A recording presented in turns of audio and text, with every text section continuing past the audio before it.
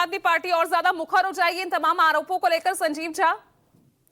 अब चाहे पंजाब का चुनाव हो, यूपी में भी हो सकता है अपनी किस्मत आजमाने की कोशिश अब आम आदमी पार्टी करे। नहीं, हम तो डे वन से मुखर रहे हैं, हमें तो पता था कुछ नहीं है। ये तो अब माफी उन सभी भारतीय जनता पार्टी के नेताओं को मांगना चाहिए और उन सभी मीडिया एजेंसी को भी मांगना चाहिए। लगातार भारतीय जनता पार्टी प्रोपेगेंडा को चला रहा था। हमें तो डे वन से पता था कि कुछ नहीं है। हम तो डे वन से कह रहे थे कि भाई ये एक षड्यंत्र है। हम डे वन से कह रहे थे कि हमारी पार्टी को तोड़ने की कोशिश है। हम डे वन से कह रहे थे कि अरविंद केजरीवाल जी को खत्म करने की साजिश है, आम आदमी पार्टी खत्म करने की साजिश है। तो ये साजिश करते रहे, षड्यंत्र करते रहे, लेकिन हमें तोड़ नहीं पाए, हमारी पार्टी कमजोर नहीं कर पाए। भले ही हमारे नेता 18-18 महीने 24-24 महीने जेल में बंद रहे, लेकिन इनके आगे घुटने नहीं टेके।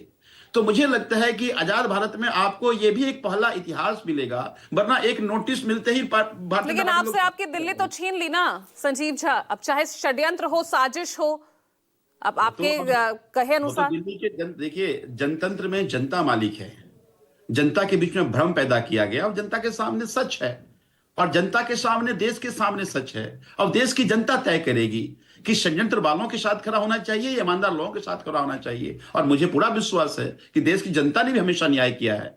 ठीक है, आप बने रहिए संजीव। इस बीच बड़ी खबर शराब नीति केस से ही, ये सूत्रों के हवाले से बड़ी खबर सामने आ रही है। कोर्ट के फैसले को चुनौती दे सकती है सीबीआई, सूत्रों के हवाले से ये बड़ी खबर। फैसले के खिलाफ दिल्ली हाईकोर्ट जाएगी सीबीआई। और संजीव हमारे साथ लगातार बने हुए हैं। संजीव, आपने यहाँ सुनिए, आपने देख ही लिया, यहाँ पर अब हाई कोर्ट का रुख करेगी, मामला यही नहीं थमने वाला। पहले मुंह कहां दिखाएंगे, पहले ये तय कर लें भारतीय जनता पार्टी का नेता और ये एजेंसीज। मुझे ये लगता है कि इससे बड़ी शर्मनाक बात क्या, उससे चुल्लू और पानी में डूब कर मरना चाहिए इन लोगों को अब, कि इतने षड्यंत्र, इतनी घटिया हरकत, इतनी साजिशें। और साजिशें क्यों? चूंकि आप घबरा गए अरविंद केजरीवाल से, आप घबरा गए आम आदमी पार्टी से, घबरा गए अरविंद केजरीवाल के सवालों से, तो जेल में बंद। ये तानाशाही नहीं है तो और क्या है? तो मुझे लगता है कि ये इमरजेंसी जैसी ही हालात है ना।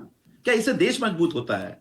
क्या आप एजेंसी को मिसयूज करके आप अपोजिशन को बंद कर रहे हो, आवाज खत्म कर रहे हो, तोड़ने की कोशिश कर रहे हो, तो फिर देश कमजोर कर रहे हैं आप, जनतंत्र कमजोर कर रहे हैं, संविधान को कमजोर कर रहे हैं आप।